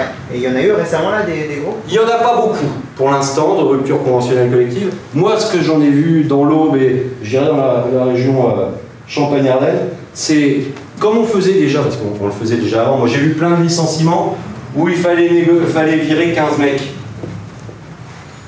Bah, tu faisais pas de rupture conventionnelle collective. Tu faisais collectivement une rupture conventionnelle individuelle. C'est-à-dire que tu allais voir 6 mecs en lui disant, toi, tu veux pas signer une rupture conventionnelle? Et eux, tu étais prêt à leur donner beaucoup plus qu'à ceux qui vont partir dans le cadre du plan. Pourquoi? Parce que tu descends en dessous de 10 et tu n'as plus l'obligation du plan de sauvegarde pour l'emploi. En vrai, ça existait déjà, mais c'était pas formalisé, tu vois, c'était individuellement négocié. Là, tu peux négocier des conditions qui sont les mêmes pour tout le monde et tous les mettre dans la charrette. C'est même plus une charrette, là, c'est carrément un Spoutnik qui décolle rapidement. Hein. Ouais. PSA en ce moment est un plan de départ volontaire qu'ils appellent le GAEC et qui continue, a priori. Et l'année dernière qui continue. Pourquoi il continue? Pourquoi il ne passe pas par une RCC? Parce qu'il faut être clair, il y a, si tu veux, dans beaucoup de boîtes aujourd'hui, et je parle plus. Parce qu'il y a un truc que j'ai oublié de vous dire aussi, et on en reparlera après, c'est que la loi Macron, elle tient compte d'un truc dont on ne tenait pas compte avant, qui est la taille de l'entreprise. Vous savez, on est tous, je pense qu'il y a parmi vous des gens qui sont dans des startups de 5 ou 6 salariés, comme il y en a d'autres qui sont dans des groupes multinationaux de 15 000 salariés. Or, le droit du travail, il est le même pour tous. Hein. Que tu sois dans la petite start-up ou que tu sois dans la grosse boîte. Et ça, on ne faisait pas de distinguo. Vous allez voir qu'Emmanuel Macron a introduit des textes qui différencient les situations suivant la taille de l'entreprise. Par exemple, un truc que je ne vous ai pas dit, je fais juste une incursion, je reviens sur ta question après. Ce que je ne vous ai pas dit sur le plafonnement, c'est qu'il y a un plafonnement pour les entreprises de plus de 11 salariés et un plafonnement inférieur pour les entreprises de moins de 11 salariés. Parce qu'on sait qu'une entreprise de plus de 11 salariés, elle risque d'avoir des capacités financières supérieures. Alors, c'est encore un peu plus technique que ça, je ne rentre pas, parce que je dirais que sur des gens qui ont très peu d'ancienneté dans une entreprise de moins de 11 salariés, les indemnités, là, elles sont quasiment ridicules. Tu peux les virer beaucoup plus facilement. Si tu commences à être avec plus d'ancienneté dans une entreprise de moins de 11 salariés, tu rejoins le groupe des plus de 11 salariés. C'est assez malin. Mais on tient compte de la taille. Pour revenir sur ta question, c'est un truc de dupe, si tu veux, dans les gros groupes, et je pense aux groupes pharmaceutiques. Tu avais des groupes pharmaceutiques qui disaient, bon, nous, 15 000 licenciements. 15 000 licenciements. Waouh, on va licencier des gens. Si tu remarques bien, Aujourd'hui, on ne parle plus de licenciement quand on licencie 15 000 personnes. Aujourd'hui, on parle de restructuration. Pourquoi? Parce que la restructuration en langage boursier, elle ne veut pas du tout dire la même chose que licenciement. Quand j'avais ton âge et qu'on entendait qu'une entreprise licenciait 5 000 personnes, on disait « Oh là là, c'est la fin des haricots ». Et là, tu voyais son action en bourse qui se cassait la gueule. Aujourd'hui, quand tu as un groupe pharmaceutique qui annonce 6 000 suppressions d'emplois dans le cadre d'une restructuration, l'action elle grimpe. Tout simplement parce que, qu'est-ce qui se passe dans ces gros groupes? Ils lancent un PSE. Un PSE en disant, bon les mecs, il y a 6 000 personnes qui vont être supprimées. Par contre, on propose ça, ça, ça, ça, ça, pour ceux qui veulent partir volontairement. Et ils sont prêts à payer très cher. Pourquoi? Tout simplement, et on pourrait aller même sur un autre sujet qui vous intéresse, celui de l'utilisation des cabinets extérieurs et des prestataires. Pourquoi? Parce qu'une fois que tu t'es débarrassé d'un salarié, c'est de la masse salariale en moins. Tu vas lui donner pas mal de fric pour qu'il se tire aujourd'hui. Mais quand on dit une restructuration, c'est dire à la bourse, c'est dire aux actionnaires, on licencie du monde, mais vous inquiétez pas, on ne touche pas au chiffre d'affaires. S'il y a moins de salariés et qu'on fait toujours le même chiffre d'affaires, certes, cette année, il a fallu payer, on ne va pas faire beaucoup de bénéfices. Mais l'année prochaine, le mec, il ne sera plus là. Et on fera toujours le même chiffre d'affaires. C'est ça que ça veut dire la restructuration. Et des groupes comme PSA sont constamment en plan de restructuration. En gros, ils disent, il y a une charrette, elle est prête, elle est là-bas, si tu as envie de monter, vas-y. Hein. Mais ça aboutit relativement rarement à ce qu'on appelle des licenciements secs. Pour une boîte comme PSA, mettre en place un PSE, c'est un moyen de négocier avec ses syndicats de la suppression de postes, avec moins de violence. Et là, tu commences à mieux comprendre pourquoi tu travailles. Parce que comme ils sont dans ce cadre-là, ils ne peuvent pas embaucher des gens. Ils sont en train de licencier. Sauf que toi et moi, tu sais très bien que chez PSA, il y a du boulot à un certain moment. On appelle qui pour le faire, le boulot? Presta. Vous. Enfin, peut-être pas vous tous. Et beaucoup d'entre vous. Un prestat en comptabilité, il n'est pas dans la masse salariale, dans les frais généraux. C'est pas du tout la même information comptable. C'est pas du tout les mêmes calculs financiers. Tu comprends? Demain, tous prestataires. On sera tous prestataires demain. Pourquoi? Parce que être prestataire, en fin de compte, c'est pouvoir se débarrasser de toi à n'importe quel moment. Et c'est ça qui intéresse ta boîte. Prendre un salarié, c'est un mec que tu vas te payer pendant des années, à qui tu paieras une indemnité de retraite, qui risque d'être malade, qui va machin. Prendre un prestat, c'est un mec que tu vas payer plus cher au cabinet qui te l'envoie, mais dont tu pourras te débarrasser quand tu veux. Et s'il est malade, c'est pas toi qui paye. Et s'il faut le licencier, c'est pas toi qui paye. Alors toi, tu préfères payer un petit peu plus tous les mois pour avoir la liberté, de la flexibilité et de virer ce type. Ce qui explique que aujourd'hui, plutôt qu'embaucher un ingénieur chez PSA, ils prennent un prestataire. Tu bosses où? Tu bosses où? Chez PSA. Tu es prestataire. Et je suis prestat. Voilà. Tu vois? Mais les prestats, c'est pas plus de 3 ans.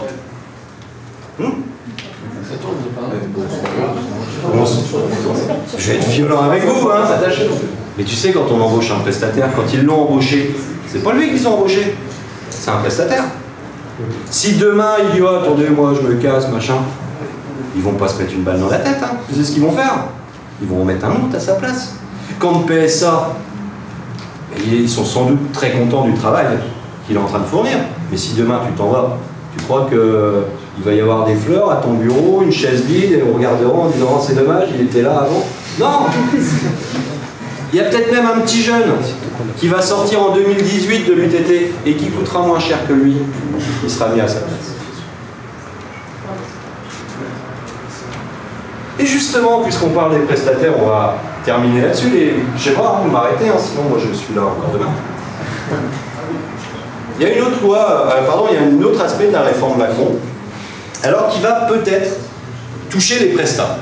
J'ai commencé à... Je crois que c'est avec toi, hein, j'ai commencé à me parler. Il y a un autre problème en France, et là encore, ce qui est assez drôle, c'est qu'on se rend compte qu'Emmanuel Macron, il a écouté les gens. On se rend compte qu'il a quand même plutôt écouté le MEDEF que la CGT, c'est bien clair, parce qu'il a pris des dispositions qui essaient de résoudre des Vous savez, moi, ça fait 20 ans que je traîne dans le milieu des chefs d'entreprise. Alors, il y a des trucs qui reviennent toujours, qui sont des fois des rumeurs, des trucs infondés, hein, mais des potes, ils leur ont dit qu'ils ont vu une boîte qui s'est cassée la gueule à cause d'un débuté. Souvent, c'est de la rumeur. Il y a toute une, comment dire, une sorte de truc fantasmagorique autour du monde des employeurs. Voilà. Et notamment, il y a une chose que les employeurs réclament depuis longtemps, c'est de la flexibilité. Or, la flexibilité, qu'est-ce que c'est? C'est pouvoir embaucher les gens et ne plus les garder quand on n'a plus besoin d'eux. On a un outil pour ça en France, on appelle ça le CDD. Vous vous souvenez des CDD? Le problème, c'est que cet outil, il n'est pas du tout maniable. Le CDD, il y a des règles légales qui nous disent qu'un CDD, c'est pas plus de 18 mois, avec 2 renouvellements au maximum, qu'il faut des raisons spécifiques pour lesquelles on peut conclure ces CDD, ce qu'on appelle les motifs de recours. En plus, c'est la même chose pour tous les domaines d'activité, c'est pas flexible. Je vais vous dire, hein, vous avez une boîte sur 2 qui ne respecte pas les règles en la matière. Grand bien leur face. Sauf que c'est un risque insupportable, puisqu'il suffit que le salarié dise « Hey, tu ne respectes pas les règles » pour obtenir la requalification de son CDD en CDI. Et si tu lui as déjà demandé de partir parce que tu croyais que c'était un CDD, tu vas nous payer les indemnités de licenciement abusif. Donc, il est revenu sur les règles du CDD. Je ne suis pas sûr que ça va marcher parce qu'il y a dans la réforme une composante qu'il ne maîtrise pas complètement. Cette réforme, c'est quoi? C'est de dire, mais en fin de compte, tout ce qui est dit par la loi, le nombre de renouvellements, la durée des CDD, les raisons pour lesquelles on peut le prendre, c'est la même chose pour tous les domaines d'activité. Or, le mec qui bosse dans l'industrie, le mec qui bosse dans une start-up, le mec qui bosse dans l'informatique, ils ont des rythmes qui sont complètement différents. On a un super outil, nous, en France, qui s'appelle la convention collective, qui, normalement, donne des règles pour un secteur d'activité. Laissons aux conventions collectives la possibilité, en fin de compte, d'établir leurs propres règles en matière de CDD, de reconduction, de durée, de raison pourquoi on va le faire. Et c'est ce qu'il a obtenu, Emmanuel Macron, c'est-à-dire qu'aujourd'hui, les conventions collectives vont pouvoir, par la négociation au sein d'une convention collective, se débarrasser des règles générales, communes, de gestion des CDD. 18 mois, tu vas pouvoir négocier 24, tu vas pouvoir négocier 48. Contrat de chantier qui était dans certains domaines d'activité, il va pouvoir maintenant être négocié dans tous les domaines d'activité. Et ça, c'est chiant le contrat de chantier. Hein. Contrat de chantier, il y a des gens qui vont vous dire c'est un CDI, mais auquel tu peux mettre fin à n'importe quel moment. Ouais. Ou alors c'est un CDD dont on ne connaît pas la date de fin. C'est la même chose. Alors c'est un contrat de chantier. Je te prends pour faire cette mission. Elle se termine quand? Quand elle sera finie. Et mon contrat, il se terminera quand? Quand la mission sera terminée. Sauf que, avec l'expérience professionnelle que vous avez là tous maintenant, vous savez très bien qu'une mission, elle est finie quand on décide qu'elle soit terminée. Et que vous avez des employeurs qui vont vous dire bon, bah, je t'ai pris en contrat de chantier, à l'origine, ta mission, elle devait être de 18 mois, mais on a rajouté ça à ta mission. On a rajouté ça à ta mission. Tu vas te retrouver en contrat de chantier pendant 5 ans. Et quand je dis que ça va avoir une incidence sur votre vie à vous, parce que là encore, il y a beaucoup de prestataires. Quand on fait appel à un prestataire, c'est pour avoir cette flexibilité. Si aujourd'hui la loi te donne la possibilité d'avoir cette flexibilité, pourquoi tu prendrais des prestataires? C'est cher, même beaucoup plus cher.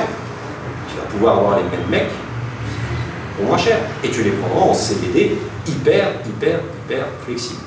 La seule limite, là ici je vous parle de crainte. Pourquoi? Parce que la loi autorise maintenant les conventions collectives à négocier ça au sein des conventions collectives. Sauf que la négociation d'une convention collective, elle se fait entre les syndicats des employeurs et les syndicats salariés. Trouver un syndicat salarié qui dit on est d'accord pour un CDD de 48 mois, je peux vous dire que ce ne sera déjà pas la CGT. Maintenant, vous le savez tous, hein, il y a un affaiblissement depuis X et X temps des syndicats, et peut-être qu'à un moment, il y a un syndicat qui va vouloir, pour obtenir peut-être autre chose, être d'accord sur les modifications au sein de certains secteurs d'activité. Je sais par exemple que dans la convention collective de la Syntec en ce moment, ça bouge beaucoup. Et il se trouve que dans la Syntex, c'est vrai que les syndicats, c'est pas les plus virulents. Hein. La Syntex, c'est les cabinets de conseil, la formation, l'ingénierie. C'est pas les plus violents, les syndicats. Hein. Et je sais que ça bouge, qu'il y a des choses qui sont négociées pour modifier ces conventions collectives. Ça remet aussi un truc en jeu. Souvenez-vous, hein, en droit français, vous avez la loi et vous avez la convention collective en dessous. Aucune convention collective ne peut déroger à la loi au désavantage du salarié.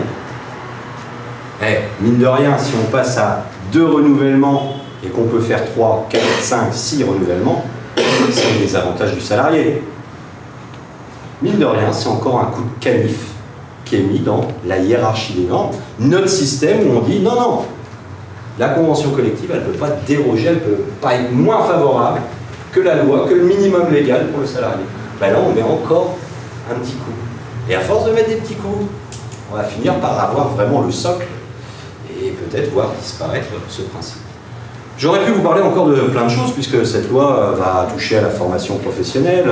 J'aurais pu vous toucher quelques mots, mais là, il aurait fallu encore une autre séance sur la négociation collective en entreprise. Vous savez qu'au sein d'une entreprise, employeurs et délégués syndicaux peuvent négocier, et qu'avant, ça ne marchait pas en France. Hein. Vous savez, quand on parle de l'Allemagne et qu'on dit pourquoi ça marche en Allemagne, on dit c'est parce qu'il y a du dialogue social. Le dialogue social, c'est quoi? C'est signer des accords dans les entreprises. Ça, nous, en France, on n'y arrivait pas. Je ne rentrerai pas dans le détail, mais Emmanuel Macron, là encore, a contourné le truc. Quand je parle du truc, c'est plutôt des syndicats, pour donner la possibilité maintenant aux entreprises de plus facilement négocier des accords au sein des entreprises. Mademoiselle. Qu'en est-il du coup des droits au chômage pour les démissionnaires? Qu'en est-il des droits au chômage pour le démissionnaire? On en parle dans la loi Macron. Demandez à Emmanuel Macron. C'était une promesse de campagne.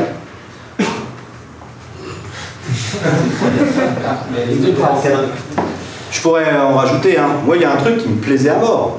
On va s'écarter aussi, hein, qui était l'indemnisation chômage des créateurs d'entreprises. Moi, je trouvais que c'était une super idée, et je savais très bien que c'était impossible à mettre en place.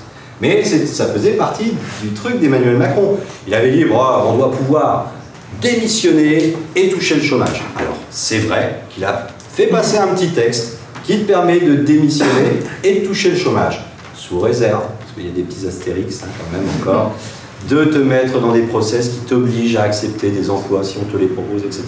Et pour avoir regardé un petit peu le texte, ça n'a aucun intérêt. Parce que tu vas y rester 2 mois au chômage. Tu ne vas pas y rester très longtemps. Et puis, il y a un deuxième truc qui me plaisait vraiment, c'était l'indemnisation chômage des créateurs d'entreprises qui se plantent. Parce que souvent, les créateurs d'entreprises, ils ne créent pas d'entreprise, parce que si jamais ils se plantent, ils perdent le pognon qu'ils ont mis dedans, ils perdent le salaire qu'ils tiraient peut-être du truc, on leur demande même de l'argent, parce que bien souvent, ils se sont portés caution, et ils n'ont même pas le droit au chômage. Et moi, j'avais trouvé que c'était une super idée de dire, le créateur d'entreprise, le mec qui a pris des risques, si demain il se plante, il aura le droit au chômage. Donc là, Emmanuel Macron a regardé, et puis il a dit ouais, mais non, on le fera pas. Bah oui, parce que c'est un peu la porte ouverte après de n'importe quoi. Hein. Il suffit de créer une boîte de 2 mois pour pouvoir avoir le droit au chômage. Et puis il y a un autre aspect, c'est que si demain les gens ont le droit au chômage, il va falloir les faire cotiser. Donc quand tu es indépendant et qu'on te fait cotiser au chômage, ça va faire augmenter les charges. Donc les entreprises, ça va être encore plus dur pour elles de payer des charges. Et donc il est arrivé à une situation, une sorte de statu quo, où ils sont en train de réfléchir à un système qui permettrait aux créateurs d'entreprises de prendre une assurance, un peu comme une assurance privée, qui les assurerait contre le risque de chômage. C'était une promesse. On reste indépendant. Enfin, moi, personnellement, j'étais dans cette condition-là. Il a supprimé le RSI, qui est quand même une bonne action. Et c'est vrai qu'avant, on ne pouvait pas cotiser du tout pour avoir des RSI. Donc, du coup, on avait rien. Mais ça, je comprends, mais sincèrement, je trouve ça plus facile aujourd'hui d'ouvrir une société avec ce qu'il a fait qu'avant. Moi, personnellement, j'ai arrêté en 2015. Et maintenant, je trouve que c'est beaucoup plus intéressant. Pourquoi c'est plus intéressant? Le RSI. Non, mais attention, le RSI, il existe. Enfin, on a changé le nom du RSI. Ouais, certes, mais c'est beaucoup plus... Le RSI, il existe toujours. Hein. T'en parles aux gens là, qui font leur chèque le 21 du mois. Au RSI. Ils font plus un chèque au RSI, c'est vrai. Ils font maintenant un chèque au service des indépendants de l'URSSAF. Ouais. Justement, et par rapport au Pôle emploi, maintenant il y a indépendant. Donc ça se met en place. Je demande à voir. Moi, je suis pas d'accord avec vous. Si tu veux, le système qui nous avait été promis qui Mais était... je comprends, parce que Et c'est ce que je te disais. Je trouvais que c'était un super système, mais je savais très bien qu'on ne pourrait pas le faire. on peut pas tout faire, mais il a fait des choses qui seraient intéressantes. Exactement. Ah, mais... Pour quelqu'un qui prend une société aujourd'hui que moi avant 2015. Puis... On est d'accord sur le truc. Et c'était un peu à titre liminaire ce que je disais. Moi, je fais pas de politique, je ne dis pas c'est bien, c'est pas bien. Oui, oui. On analyse le truc. Honnêtement, moi j'ai été employeur dans ma vie. Et oui, c'est pas mal, c'est pas mal. D'un autre côté, ça marche. Ma vraie vision du truc. Je ne vais même pas faire de politique, parce que je ne vais pas faire de référence à des visions politiques. C'est que je pense qu'on se trompe. Croire que le droit du travail en France, c'est un inconvénient pour les employeurs, que c'est une des raisons qui fait qu'on a un chômage de masse, c'est une erreur. Il faut du boulot. Si tu as du boulot, tu vas embaucher des gens. Point. Croire que parce que tu peux embaucher les gens, tu vas avoir du boulot, ça ne tient pas debout. C'est pas ça, c'est pas comme ça que ça fonctionne. On a libéralisé l'emploi aujourd'hui, enfin le licenciement aujourd'hui, on est dans un système où il est vrai qu'il est moins risqué d'embaucher quelqu'un, mais j'ai vu personne sauter dehors en disant « Waouh, trop top, on va embaucher des... » Et t'as du boulot? Non, mais on peut. Je pense qu'on prend le problème à l'envers. Le problème, c'est que si demain tu recrées une situation économique qui donne du boulot, naturellement, les employeurs ils vont embaucher, même s'il y a le droit du travail qui est contraignant, parce qu'il est contraignant depuis des centaines d'années. Et que c'est le propre du droit du travail qui est contraignant pour l'employeur. Et que c'est simplement une façon de... Par contre, il y a un truc qui est très positif, c'est que la vision d'Emmanuel Macron est une vision, à mon sens, beaucoup plus proche de votre réalité, de vos générations, que ce qui était avant. Vous savez, c'est pas parce que le droit du travail avant c'était bien que forcément aujourd'hui ça serait bien si on remettait. Pourquoi? Mais puisque le marché du travail c'est plus le même. Parlez-en à vos parents et à vos grands-parents, le marché du travail qu'ils ont connu, c'est pas le marché du travail que vous connaissez. Je suis même sûr que quand vous en discutez avec eux, ils comprennent rien du tout à ce que vous faites, et ils comprennent rien du tout à la situation dans laquelle vous êtes. Quand vous leur dites, ouais, je peux négocier, partir, machin, t'es fou, tu peux pas faire ça. T'as un CDI, tu vois pas, t'as un CDI. Tu pourrais avoir un pavillon à Poissy, un Kangoo. C'est arrivé, hein. Ils comprennent pas ça, vos parents. Autre génération. Et donc, il est logique que le droit du travail évolue et aille vers une autre relation. Vous savez, moi je suis même un petit peu plus extrémiste que ça, hein, dans le sens où le vrai problème, c'est même pas le droit du travail aujourd'hui, c'est l'ubérisation de notre société. Combien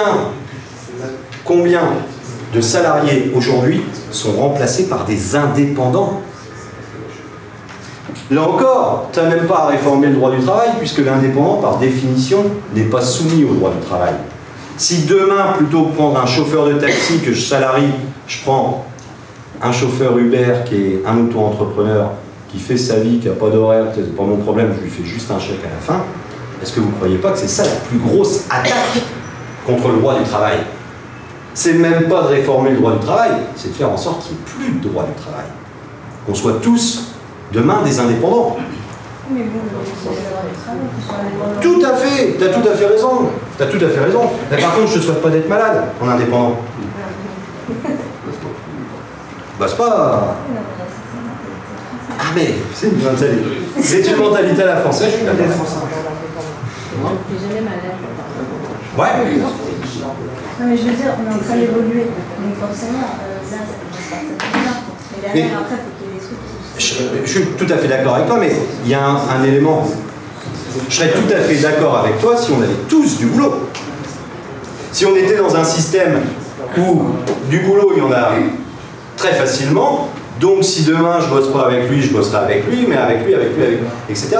Mais si demain tu es indépendant et que tu n'as pas de boulot, bah, tu es chômeur et non indemnisé. Hein. Et donc, bien entendu que Et c'est vrai que ça peut...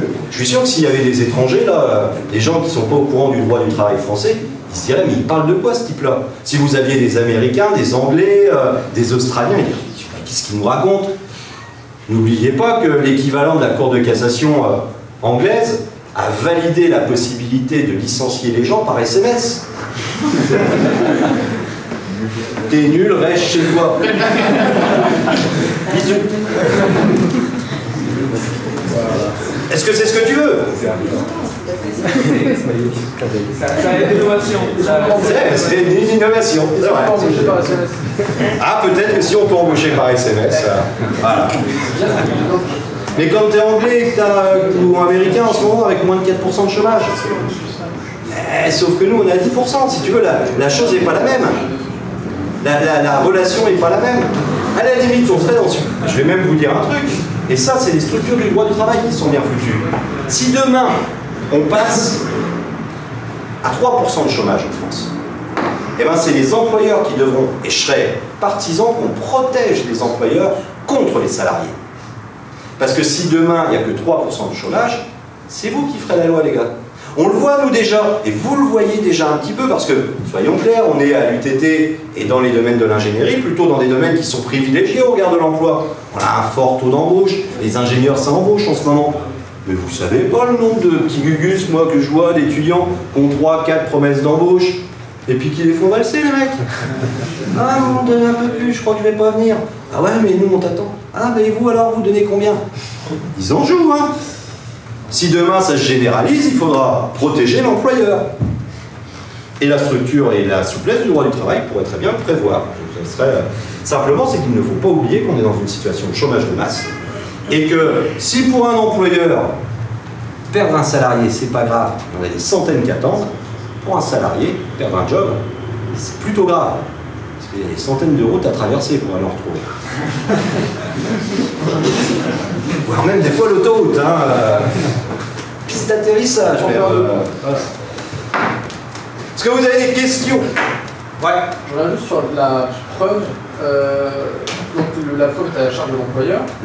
Mais je me mets d'accord avec un salarié pour un licenciement dans les clous et on signe et derrière il m'accuse de l'avoir pourri en public à son côté départ. Il doit le prouver ou le simple fait qu'ils le disent m'incrimine? Alors, tu veux dire que tu as signé une transaction ou... Ah, si tu as signé une transaction, elle est inattaquable. Basta. Ok. C'est pas attaquable, toi. Si tu veux, on dit que ça purge le litige. Le litige, il est résolu. Même dans le cadre d'un licenciement? Dans le cadre d'un licenciement avec transaction. En fait, à quel moment je suis sûr que l'employé que je licencie ne fera pas de crasse? Après un an. Une fois que l'action est prescrite.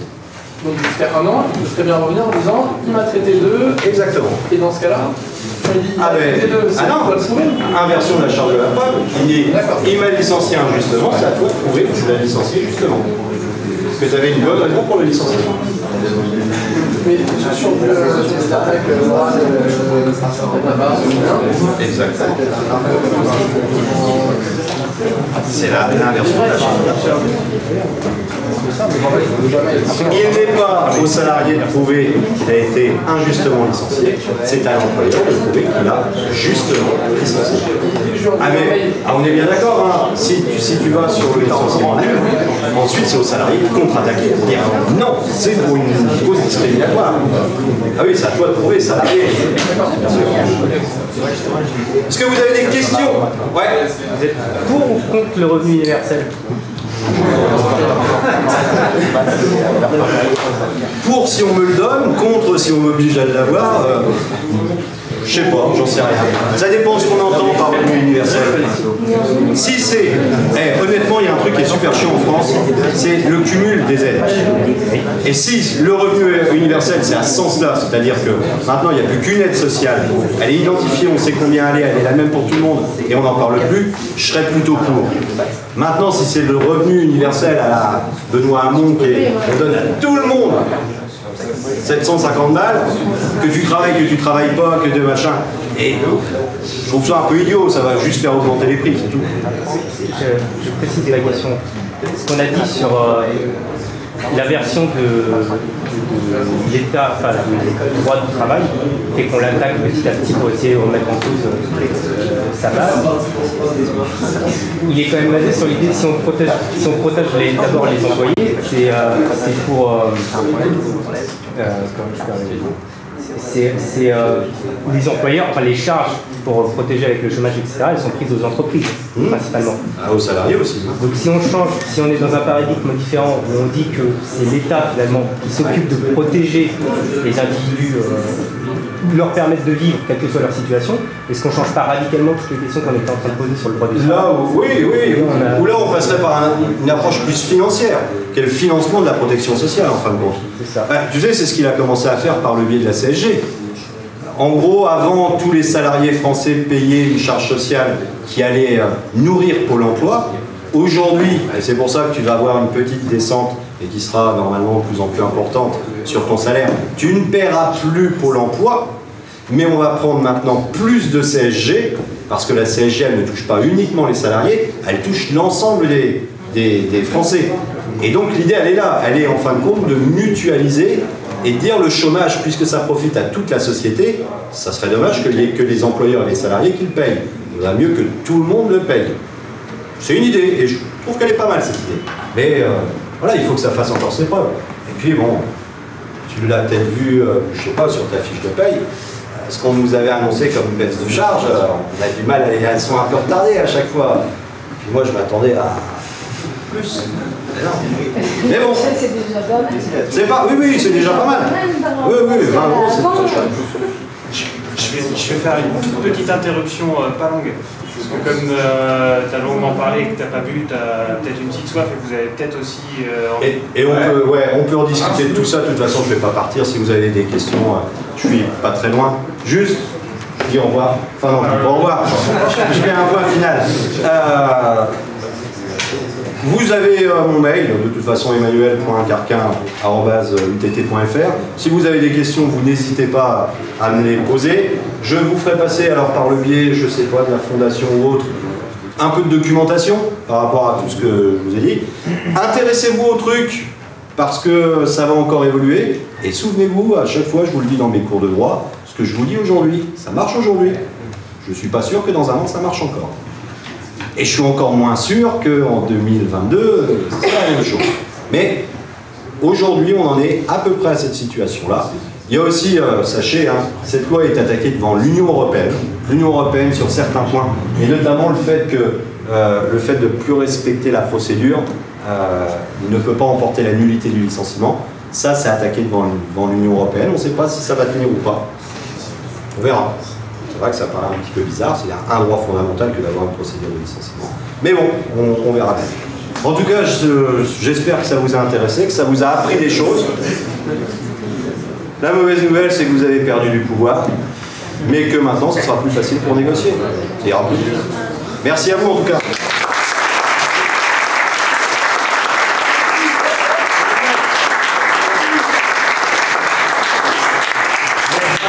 Vous avez à peu près tous soif. Il y a Julien qui est parti chercher une paire de bouteilles.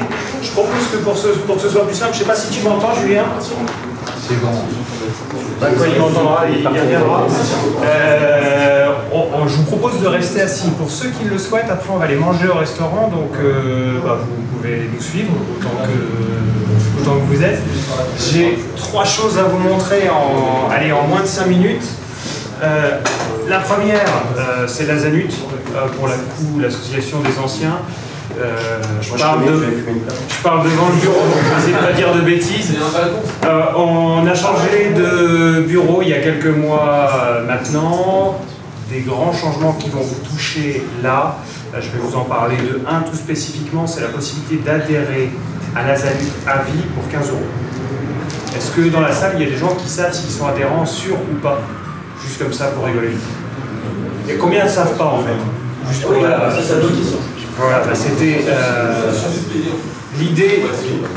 Manu vous a vendu quand on était dans le contrôle de gestion et qu'on savait le montant à payer, c'était facile, c'était pas un problème de dépenser. Donc là, ce sera même pas potentiellement une grosse dépense. 15 € c'est à vie. L'idée très simple, c'est de fédérer un maximum. Ça rentre. On parlait de l'évaluation des écoles, notamment dans les classements. de l'étudiant ou autre, le nombre d'anciens rentre dans l'évaluation de l'école. Plus on a, meilleure l'évaluation est, donc plus haut est placé l'UTT dans tous ces classements. Deuxième petit point qui va intéresser plus particulièrement les créateurs, mais ils sont de plus en plus nombreux, c'est une bonne chose.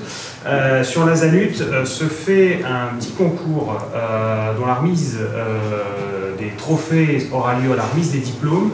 Ce concours vise à mettre en lumière les parcours particulièrement réussis des anciens. Alors, créateurs d'entreprises, gérants d'associations, tous ceux qui sont décideurs aujourd'hui peuvent s'inscrire à ce concours pour valoriser leur expérience et venir présenter à ceux qui sortent aujourd'hui où est-ce qu'on peut aller quand on a le diplôme. Dernier point, il y a un stage, il y a un forum étudiant-entreprise. Effectivement, en ce moment, on s'aperçoit que sur le marché de l'emploi, c'est le plein emploi, il n'y a pas d'autre mot. Pour les étudiants UTétiens, en tout cas c'est sûr dans l'informatique c'est le cas. Pour tous ceux qui cherchent, ou tous ceux qui ont envie de bouger, ou tous ceux qui se poseraient des questions, le forum c'est début octobre, il y aura 110 entreprises. Et ça ne sera pas cette année destiné aux nouveaux, c'est aussi destiné aux anciens, parce que les entreprises viennent chercher des candidats qui sont déjà passés par là. J'en donne pas beaucoup plus. Si vous voulez vous connecter au site de la Zanut, il y a un lien pour... voilà, j'ai vendu pour 15 € l'abonnement. Je passe à un deuxième truc. C'est l'agence de trucs. C'est elle qui vous payera les petits fours, enfin les petits fours, les cacahuètes. Et qui fait un peu de publicité. Pour le coup, c'est une entreprise que j'ai créée il y a une quinzaine d'années, qui fonctionne bien aujourd'hui et qui a une vingtaine de collaborateurs et pour qui on fait de la publicité pour des PME et des grands groupes. Si vous êtes curieux, vous pousserez jusque thetruc.fr, vous irez sur LinkedIn, vous liez à moi, puis je vous guiderai vers la page de l'agence. Le dernier n'est pas le moins important. Je vais essayer de bien le vendre parce que j'en suis consommateur et que c'est ça que vous allez pouvoir voir à la suite. La maison Clérambault. C'est une maison de champagne qui nous suit sur pas mal d'événements. Je ne sais pas si vous êtes sorti il y a longtemps, vous connaissez peut-être moins bien, mais Innovut, dont le fondateur et premier président est parmi nous ce soir, qui est aujourd'hui aussi secrétaire de la Zanut. Clément, je te laisserai vendre la chose aussi. En fait, il nous suit sur tout un tas d'événements. De vous à moi, il est très bon. Je le qualifierais de féminin. Non, mais il y a des champagnes qui sont forts, il y en a d'autres qui sont plus faciles à boire. Celui-ci est vraiment très facile, vous allez pouvoir le goûter. Au passage, si vous l'avez apprécié, il y a un site internet qu'en vend. En plus, il est fait en champagne. Par The Truc. Donc si vous trouvez un truc qui ne marche pas, vous me le dites, comme ça je résous le problème. Et pour le coup, ça vous coûtera moins cher que si vous allez l'acheter chez Nicolas. Julien, entre-temps, est revenu. Est-ce qu'il ne serait pas plus pertinent de le boire ici, le champagne jus? Je suis en train de le ramener. Un grand merci de votre attention. Et puis, je vous dis, alors c'est mon dernier point, on va le faire tous les mois. Le dernier jeudi du mois, c'est un point où on se retrouve, où on propose aux anciens de se retrouver ici. Troisième. Toutes les bêtises que je dis, il faudra corriger. Et pour le coup, l'idée c'est d'évoquer plein de thématiques. La prochaine thématique, ce sera comment se faire voir sur Internet. C'est moi qui vous aiderai à comprendre comment on peut être vu, comment on peut être référencé, tant à titre perso pour son entreprise. Tout le monde a l'impression de savoir quoi il parle quand on parle de référencement naturel, que ce soit de soi ou de son entreprise. Je m'aperçois globalement que 99,9% des gens ne savent pas de quoi il s'agit, même s'ils sont développeurs, et surtout s'ils sont développeurs. Donc tant si on a un profil de créateur d'entreprise, que si on a envie de se faire voir sur LinkedIn et j'en passe, ce sera l'occasion de découvrir la chose. Si on est vraiment plus nombreux, on louera le Sénat ou on verra. Voilà. On a les bons contacts. Donc tous les troisièmes jeudis, des thématiques à venir. J'ai joint, je ne sais pas si vous connaissez, Gary Vigier, qui est un ancien étudiant, qui a été un petit peu dans le monde de la finance, qui a créé aujourd'hui une entreprise lui aussi où il aide les gens qui payent un peu trop d'impôts à en payer un peu moins. Donc Gary, si tu me vois, ta place est déjà faite, soit décembre, soit janvier, il pourra aussi vous aiguiller si jamais vous avez des problèmes d'impôts pour voir quelle piste peut permettre d'en payer moins. Sur ce, il n'y a plus qu'à voir.